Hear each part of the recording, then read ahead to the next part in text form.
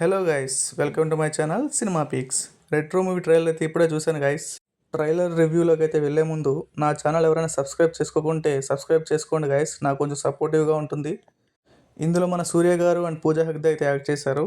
Trailer చూశాక నాకేమనిపించిందంటే చెన్నైలో ఓల్డెస్ట్ గ్యాంగ్ స్టార్స్ ఉంటారు కదా, వాళ్ళ గొడవలు దాని గురించి అయితే మూవీ ఉండబోతుంది అనిపిస్తుంది.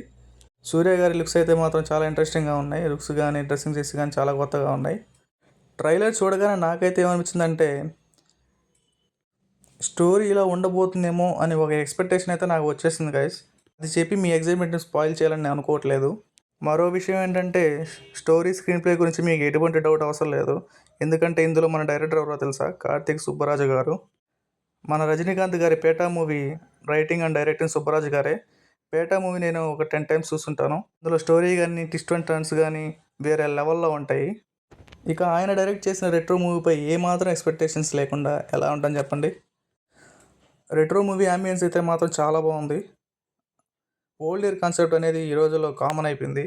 బట్ స్క్రీన్ ప్లే అనేది మాత్రం అందరికీ సాధ్యం కాదు. చూద్దాం మూవీ అయితే ఎలా ఉండబోతుందో. ఇక సూర్య గారిపై గురించి చెప్పాలంటే రోలెక్స్ తర్వాత సూర్య గారిపై భారీ ఎక్స్పెక్టేషన్స్ అయితే ఉన్నాయి. ఆ ఎక్స్పెక్టేషన్స్ రీచ్ అవ్వాలని కోరుకుంటూ సైనింగ్ ఆఫ్ మీ సినిమా పీక్స్.